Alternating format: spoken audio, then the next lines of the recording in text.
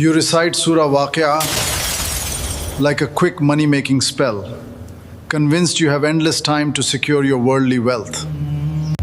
But when the clock shatters, your bank balance dissolves. This chapter isn't a financial cheat code, it is an apocalyptic audit. Today, we try to solve the problem of insecurity by hoarding tangible assets. We hedge against inflation with physical silver and try to build safety through accumulation. We operate within a chaotic environment of trading floors and digital portfolios, where the pursuit of wealth is often inseparable from chronic stress. Millions of Muslims recite this surah nightly to find that same stability, yet many treat it like a transactional vending machine, expecting the words themselves to deposit cash into their accounts. But the text of Al-Waqiah doesn't describe material luxury. It begins with a terrifying description of the end of the world. When we look for a bank balance in a chapter about the apocalypse, we have misunderstood the very nature of poverty. To understand, we have to define the Arabic term Faqa.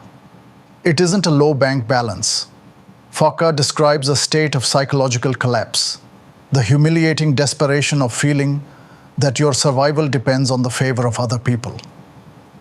This anxiety stems from the belief that you are the primary sustainer of your own life. When that belief is challenged, the result is internal panic. We hoard physical silver and build digital portfolios, convinced our bank balance is a solid, unbreakable fortress against modern insecurity. But the moment you rely on your own hands as the ultimate provider, that marble floor turns to glass over a terrifying psychological abyss. Surah Waqiah, instead, build a psychological fortress, a state of mind where the desperation of Faqa simply cannot take root. The surah builds this fortress through 4 devastating questions that challenge the reader's sense of control. This flowchart illustrates the first question. Look at the seed. Do humans make it grow, or the Creator? The questions continue with the water we drink and the fire we kindle. The surah completely severs the psychological link between human work and the final provision. This repetitive process functions as a cognitive intervention. By forcing the brain to acknowledge its lack of control over the elements of survival, it dismantles the core anxiety of self-sustenance. It clarifies a fundamental boundary.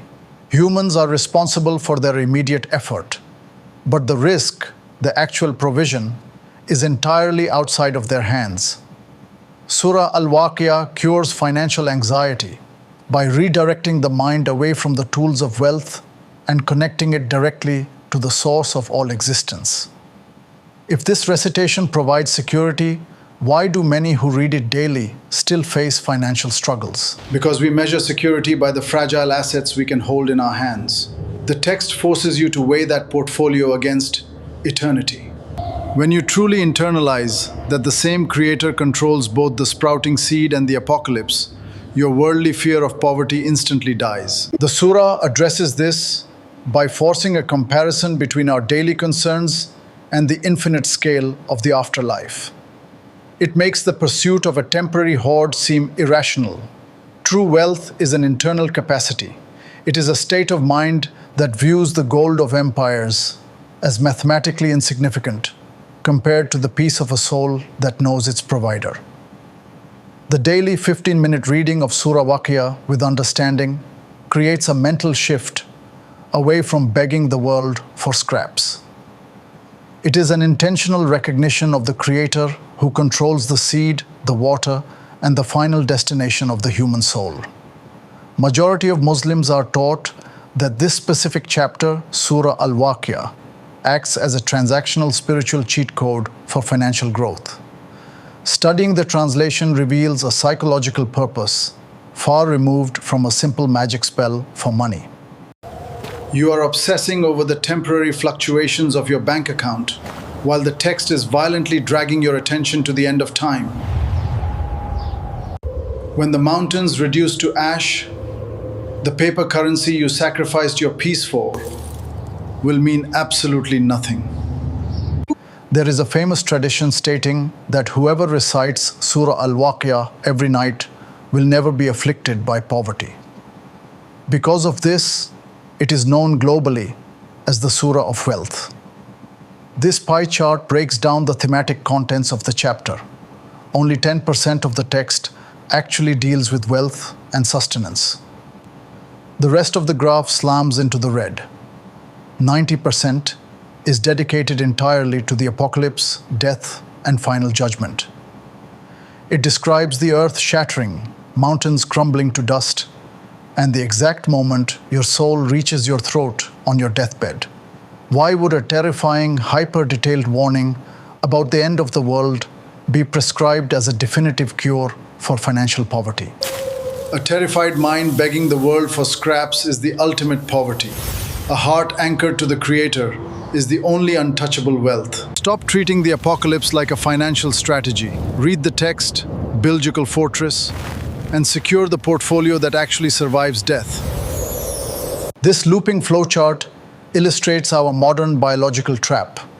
The constant pressure of hustle culture locks your brain into the sympathetic nervous system, the fight or flight response.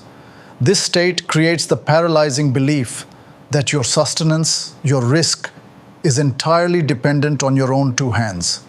If your investments drop or your enterprise fails, you believe you will starve. This perspective forces the individual to carry the weight of playing God over their own destiny, attempting to manage global variables to secure a personal outcome. The text targets a state of internal poverty, a neurological disease built entirely on the illusion of total control. Reading Surah Waqiah every night acts as a neurological circuit breaker. It forces a 15-minute daily surrender that interrupts the brain's stress loop. The text presents 4 undeniable questions. It asks, did you create the seed that grows your food? Did you bring down water from the clouds? Did you create the fire you use? Did you create your own origins? Confronting these elemental truths strips away the assumption that you dictate every outcome in your professional life. You might manage global investments, you might configure the firewalls, you might plant the physical seed, but you possess absolutely no power to make it grow. There is not a single seed growing or a drop of water falling outside the permission of its creator. You control the effort, nothing else. Our anxiety inevitably turns to ash when we disconnect from this reality. Acknowledging who controls completely reverses the decay of the mind. Surrendering control does not mean abandoning physical effort or ambition. The Islamic framework of Tawakkul requires a balance: intense physical effort during the day and complete emotional detachment from the outcomes at night. When you read about the massive scale of eternity every single night, a bad quarter in the market or a crashed server feels small. This nightly repetition of a massive perspective shift detaches the human heart from unpredictable, uncontrollable circumstances. Completing this daily protocol shifts your internal perspective on risk and resource management before it ever touches your bank balance. This mental reset results in the complete psychological elimination of the fear of poverty. A person who is entirely immune to the fear of losing their wealth is, psychologically speaking, the richest person alive. The promise of the hereafter is that same joy and comfort, but with the thorns permanently removed. So how do we prepare for that reality? By implementing what we can call a daily Waqiah check. This isn't just an ancient reading exercise. It's a daily diagnostic tool for the soul.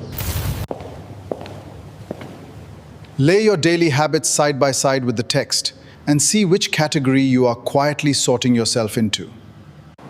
This is a practical habit of taking this ancient theology and using it to audit your modern life. The core concept is simple. You don't wait for Judgment Day to find out which of the 3 groups you belong to.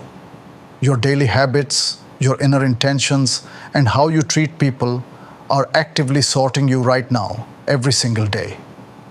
We have to reject the comfort of spiritual complacency. Use the absolute certainty of the inevitable to look at your actions tonight. Because if you know exactly how the groups are divided, there is no reason to settle for anything less than a race to the front row. So the next time you check your bank balance and feel that familiar spike of panic, remember the audit that actually matters. You aren't just earning a living, you are funding your eternity. Which group did you sort yourself into today?